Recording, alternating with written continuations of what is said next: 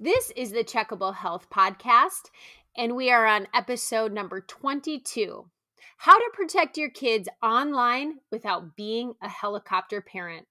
My guest is Titania Jordan, who is the Chief Marketing Officer and Chief Parenting Officer at Bark Technologies. Whether you're concerned about cyberbullying or screen time, online predators, or even sexting, all of this will impact your child digitally.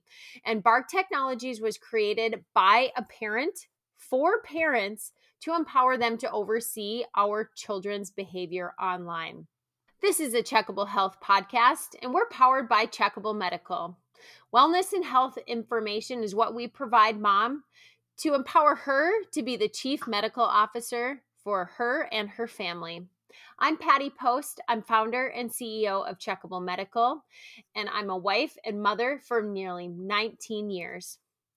The question here today is, how can we be better parents by engaging in our child's digital presence? And how can we help them understand what those things are in the cyber world to be aware of? And we have the opportunity to give them boundaries by becoming aware of what those things are that are predatory. And yet we want to give them freedom because we don't want to be that helicopter parent.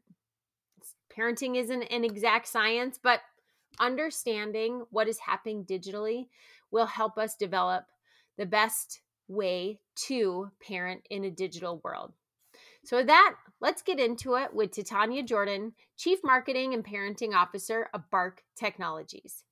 All right, Titania Jordan, who is Chief Parenting Officer of Bark Technologies, is my guest today. Thank you so much for joining me. Thank you for having me. I'm really excited to be here.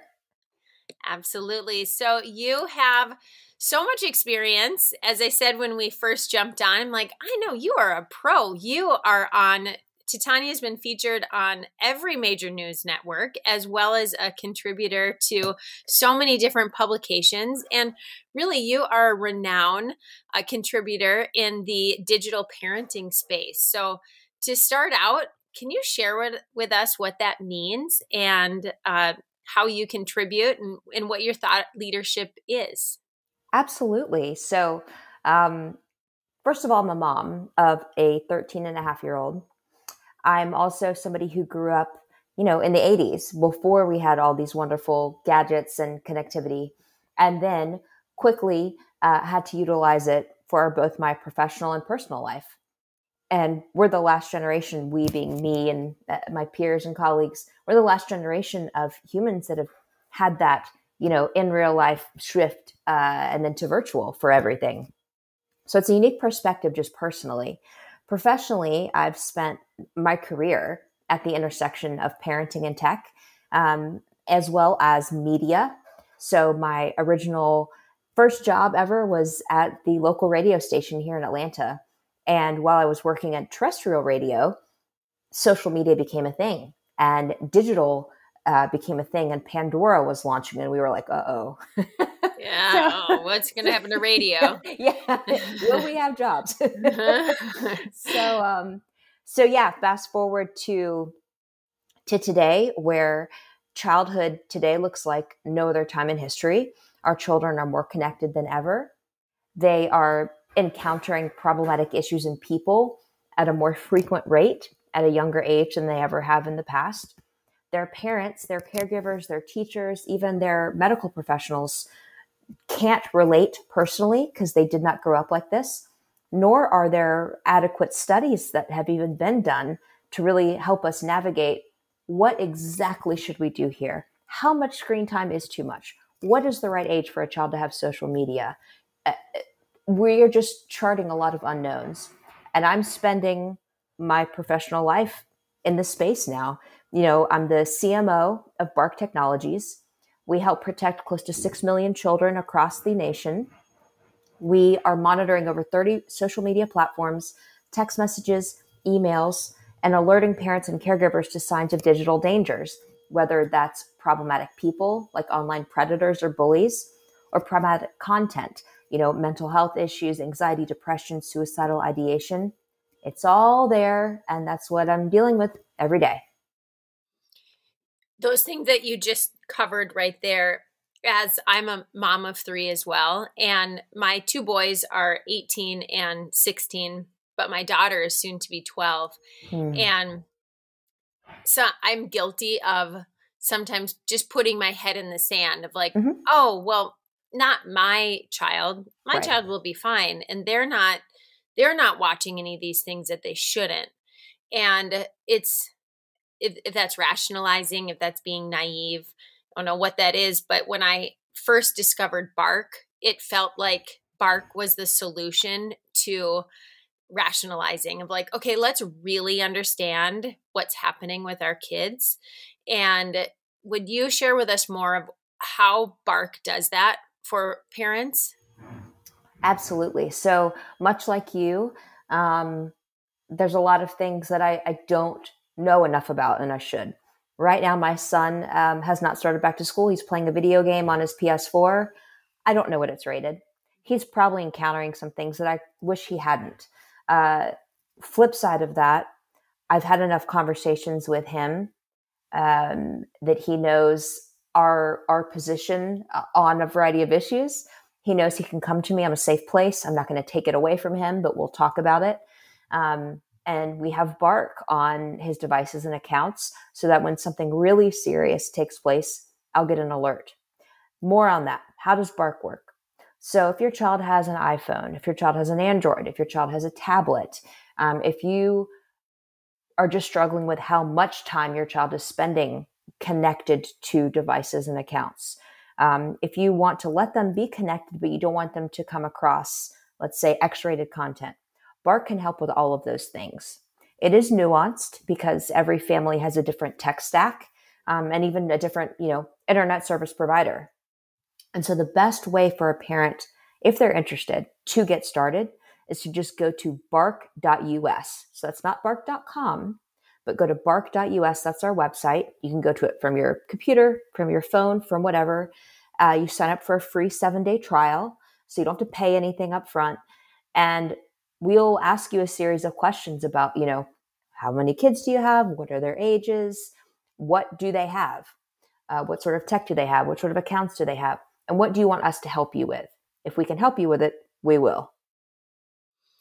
And what types of things can you help with? Let's use my daughter as an example.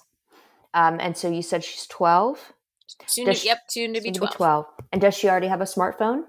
She does. She has an Apple iPhone. Yep. Okay. So we can help monitor her text messages. We can help manage her screen time. Let's say you don't want her to be connected from 10 p.m. at night to 6 a.m. in the morning. Bark can help you with that. If you want to filter websites and apps that she can download and utilize, we can help with that. If you want help monitoring her Instagram or a variety of other platforms, Discord, Twitch, whatever, Kick, all of the things, we can help with that. And it's not just the monitoring. Let's say she's being bullied on Instagram. Let's say you just wanted to take a break from Instagram. Well, Bark can block Instagram for a certain period of time as well. So it's very customizable. And in the instances where Bark doesn't have a capability, if let's say Apple Screen Time does have a capability, we'll walk you through how to do that as well. But yeah, it's our kids are very savvy. And so not only will it help with monitoring and blocking and filtering, but let's say you don't want her to have Snapchat, but you also don't have it set up to where you have to approve every app she downloads. Mm-hmm. There's nothing stopping her from downloading it then. Right. So Bark will alert you, hey, your daughter has just downloaded Snapchat. You should probably talk to her about XYZ dangers and or if you even want her to be on it. So a lot of different use cases. Yeah, and they are savvy. They can create different usernames. Mm-hmm. And so you can follow their account, but then they have other accounts that they're private or they're sharing with their friends and you have no idea. That's what I've encountered. I'm like, wait, when did you create this? I'm not even following this. Right. And the only reason that I found it is because she had logged into on my phone. And because we still don't have service for her, we have her use Wi-Fi, but I don't know if she was trying to be sneaky. I know that she loses the password a lot to things, but yeah.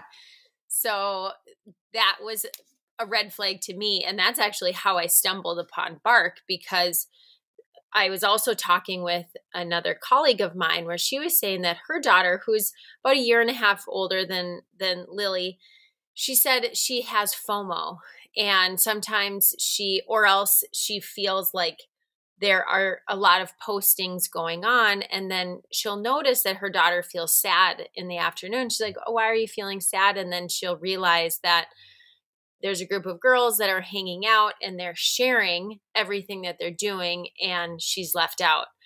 And even I thought that was really in tune of her to be aware of that. And it's like, I love how you said about in the 80s. I mean, we didn't have to, it was like, who's playing across the street? Okay, let's go over there. Or else you didn't even know if someone was doing something unless you saw the birthday invitation being exchanged in the classroom and you didn't get it. Now there's just so much more to be aware of, and it's very overwhelming. It's incredibly overwhelming. The rate at which children are experiencing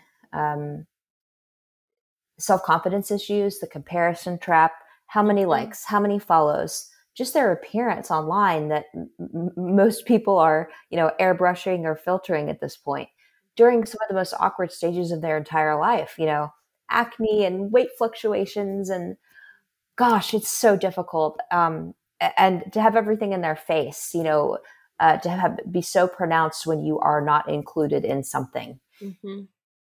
It's so hard. It's so hard. And so we as their parents can't understand. We can empathize and we can love them, but we should make it clear to them that, we didn't grow up like this. We can't begin to understand what it's like to be a kid today. Mm-hmm. But we love you and we're here for you. And you have to know there is hope, and it will get better. It will get better. Yes. Yes. Oh my gosh, it definitely will get better. It will get better. 12, 13, 14. No one wants to go back to that age time frame for a reason, right? Oh my gosh, yes. So painful. So Bark resides on their device, and then it resides on our device as well. So are we, the parent is essentially the administrator, and then you choose to have it on how many devices you want in your family. Yep. But mom and dad both can be receiving alerts. Yeah, that's right. Even if mom and dad are not in the same household, there's a way to do it so that dual households can both receive Bark alerts. Two other things I didn't mention because I just didn't want to overwhelm with the and. Yeah. But another thing Bark helps with is location alerts. So if you want to make sure your child got to school okay, got to practice okay, got to a friend's house okay, Bark can do location alerts. And also we're launching a phone because Apple phones, because Android phones that are currently out there aren't best suited for children's first phone experience. We decided we would make one. And so, coming towards the end of this year, right in time for holiday season, Bark will have a phone so that you can be sure to get your child the safest smartphone that exists when it is that time. Okay. So is there a pre-order? There is? Okay. Yes. I'll drop a link to you. That I will be on that pre-order because, as I said, she has an old device. We have just Wi-Fi, but I know that my boys got phones when they were 13 and 13 and a half. Mm-hmm. And of course, they are just up a tree about why does she have a phone? We didn't have a phone. I'm like, well, because she's younger than you, and every kid has a phone at 5th grade now. And we just let her start using it about 4 months ago, which was after a lot of I don't know if it was badgering. It definitely was badgering, but it was us being like, okay, that's how these kids stay connected too with COVID. I think that a lot of them, that's just how they communicate now and stay connected. It really is. And I just dropped a link in our chat right there. That's the Great. waitlist sign up. Okay. Feel free to share it, use it. But it is such a dilemma. Every year that goes by, more and more children are getting devices at a younger age. I remember when my son was in 5th grade, I volunteered to coach run club, which is a joke because I don't run unless someone's chasing me. I'm not that great at it.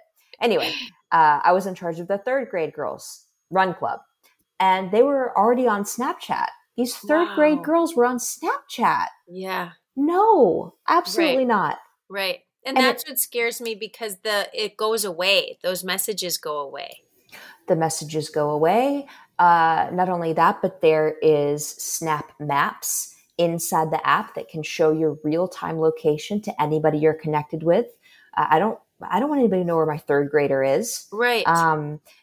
There is a vault feature where even if you do open their app as their parent or caregiver, there's a password protected place where they can hide photos. And why does a kid need to hide a photo? Right. There's only a few reasons. Right. The feed is very, very clickbaity, very sensational. And then the partnerships that Snapchat has made with content providers like HBO Max, maybe you don't want your kid watching everything HBO Max offers. Right. Well, good luck getting around that. All they have to do is lie about their age and then they can access it. So yes, it's a lot. That is a lot, right? I didn't know a number of those things. How about some other truth bombs about other social media platforms that we shock and awe us? Yeah, well, Discord is a very popular platform that children are using, and it's purported to be a place for children who are into gaming to connect with other gamers and chat about games and live stream and have community, which is great. Gaming can be really cool and fun, and even you can earn scholarships to college now for gaming. So that's great. But what Discord itself isn't going to necessarily surface to you right away, parents, is that there's a lot of predators on there, a lot of bullying. There's live video and live chat where you can talk to strangers. It's a self-policed platform as of my most recent research, where you create the server, you're setting the rating for it. Well, maybe you're not accurate with your rating, and so it's just, again, it's the internet. If your child is accessing anything on the internet, app, URL, website, anything, and you haven't taken the time to experience it yourself as a parent, then you're doing your child a disservice. You've got to spend time where your children are spending time and get to know what's out there. I just heard my kids talk about Be Real in the last month. Mm-hmm. And yep.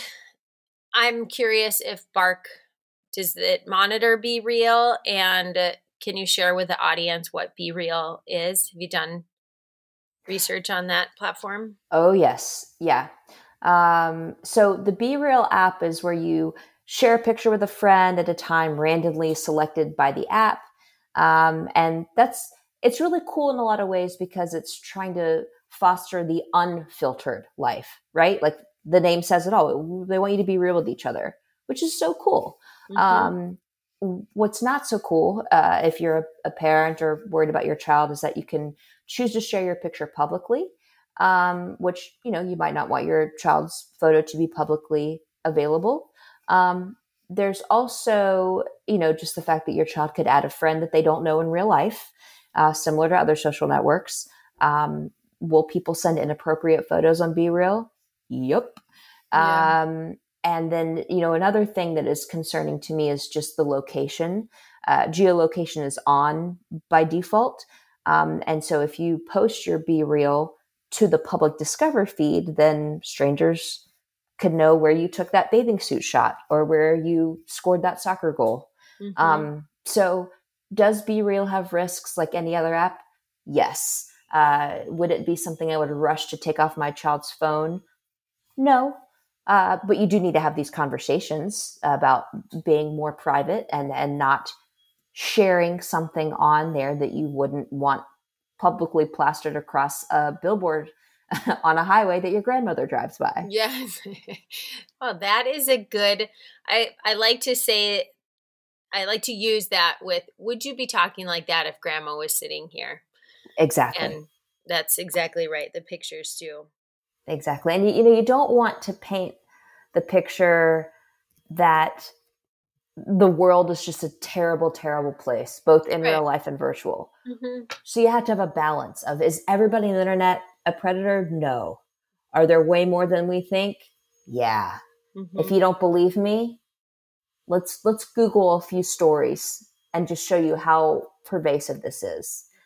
But here's how you protect yourself. Don't ever, if you do become friends with somebody online who you don't know in real life, please don't tell them your real name or your age or where you live or where you go to school or where you play sports or any PII, which stands for personally identifiable information, because predators are really good at making you feel good, at working to build a relationship with you. That's their goal. And so you might not realize that it is a bad person or a tricky person for younger kids until it's too late, until they have tricked you, into sharing information with them that you wish you hadn't, and until they have tricked you into maybe sending a photo or a video that you felt pressured to, that you wish you hadn't. But no matter what happens, no matter if you do make a mistake, you can't be afraid to come tell mom, tell dad, tell babysitter, because we can help you. There's a rise in the rate of sextortion in children.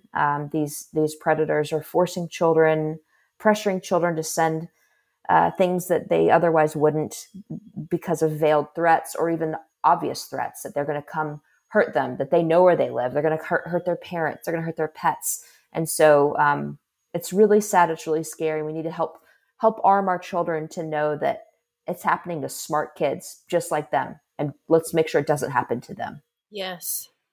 Yeah, it's being prepared and protecting them, caring about them when you come from that way, rather than like, oh, I'm a helicopter mom that's trying to watch your every move. No, I trust you. It's those that are out in the world that I don't have the trust for because I don't know them. Right. So a big opportunity for Bark in the utilization of technology is within the schools. I found that particularly interesting of how you have integrated into the schools. And I know that that's a tricky market as well. But yeah, I think from a parent standpoint, to know that you can work with the schools and learn what that is, that even if you are on a PTO, you could, and you don't have Bark on your child's iPad, perhaps recommend it to the school to look into. So would you mind sharing with us what that product is? Yeah, absolutely. So at Bark, we offer digital protection for children and families. And in the spring of 2018, when the tragedy at Parkland happened, we realized that the tech that families were using to protect their children at home and on the go could also really be used at school for school issued devices and accounts, and just might help to flag and thwart the next school shooting. So we launched Bark for Schools for free to any school in the nation. So if your child's school does not use Bark for Schools, let them know, hey, this is free and it can help to monitor the devices and accounts that you let our kids use at your school, and alert to the issues that are happening, on school grounds and on school devices that they take home. Wow. Yeah. So how much can you share with us stats of what has been uncovered, and other than shootings, but it's also suicidal and... Absolutely. Yeah. We do an annual report every year.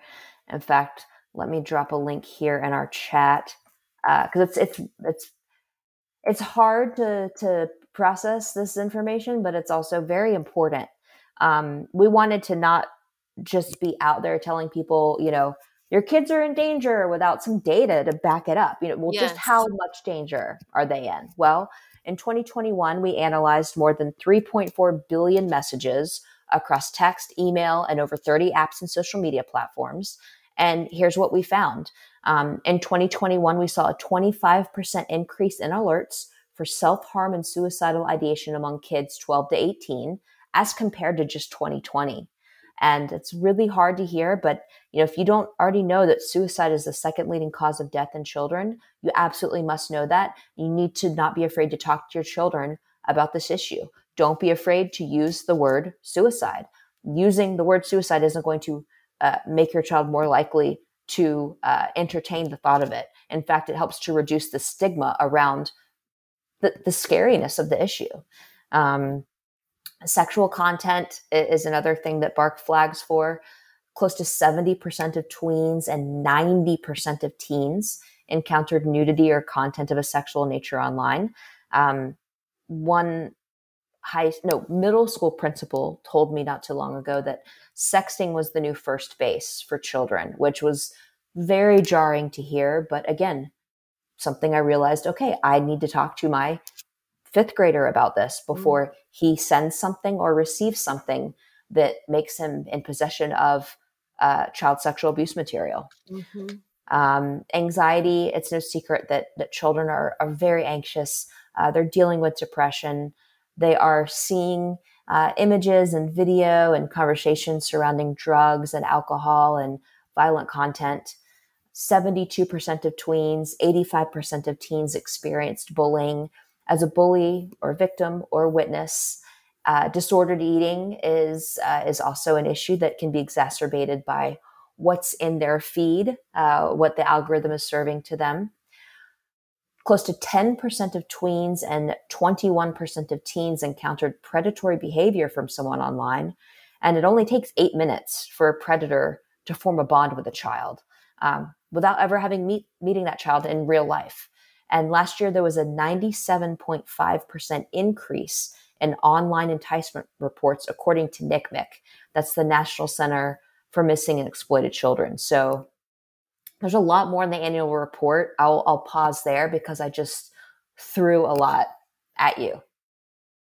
Yeah, that gives me a little bit of a big pit in my stomach thinking about all of these things that this is just exactly why we can't be rationalizing that my child is safe. I know. This is okay, because it's in a community as well. It might not even be your child, but it could be your next door neighbor. Exactly. Or someone in your child's classroom. And the more that we are aware is how we can take action if something does happen. 100%. And a lot of this is parental empowerment. Sometimes we need permission to, okay, I'm going to pursue this. So by listening to this, we give you permission, parents, to install BARC, talk to them about bullying, about suicide, about sexting, about predatory behavior. And there are also some really great resources that you have created as Chief Marketing Officer for BARC. And can you tell us about the book, as well as the Facebook group that anyone can join? Absolutely. Yeah. Thank you so much for asking. Gosh, we have so many resources. I'll start with just the free one, Parenting in a Tech World. If you're on Facebook, and I know not everybody is, but if you're on Facebook, there's a Facebook group called Parenting in a Tech World. It has close to 220,000 parents in it now. And so I'm dropping a link to that for you here. There's also a book that I co-authored with my colleague, Matt McKee, called Parenting in a Tech World. And so you can find that, wherever books are sold. Amazon is usually a great place to get that. There's also a documentary that I highly recommend everybody see. It's free. It's about 90 minutes, and it's called Childhood 2.0. I'm dropping a link to that here now. But it goes into just how childhood is so much different than when we grew up and every other child before us. What do you need to know? If your children are old enough, and I'd say age 11, 12, 13 is old enough, but please watch it first. watch it with your children, and it can help you have those conversations about what they have already encountered, what their friends are encountering, and help you to frame, how we are going to deal with it as a family when these things come up. Great advice. Super actionable too. I will post all those links, and we're actually going to do a giveaway of your book. So thank you. Oh, great. And all of these resources it's not easy to wrap our arms around it. And we don't want to think that our kids are exposed to this, but it's really important to come alongside and support our children. Yes. And know that we're there for them. This is really a great use of time. To Tanya, I really appreciate it. And all that you're doing for our society. I would say that I can tell your passion, and you are making a difference. And to your founder that founded this company, and everyone that's a part of Bark, from one parent, and I'll speak for my husband too, we greatly appreciate all that you are doing for our youth and for us parents. Well, thank you for having me. Yeah, I'm eternally grateful to Brian Basin, dad of two, for having the idea of Bark and taking the leap of faith to leave Twitter to start Bark. So cool. I'm so thankful to our, we now have a team of over 100 people, and we're all working day in and day out to help keep your children safer online and in real life. So it's going to take some time, but day by day, right? Yep. You're making a difference. I appreciate it. Thank you for being our guest, Tanya. And I hope all of you that are listening, please use these resources, and let's become aware of what our kids are engaging in online, and keep them safe, and keep encouraging them that they are very good at really who they are right now, living in the society that we have. Amen. Take care, Tanya. Thank you. Thanks. You too. Bye-bye.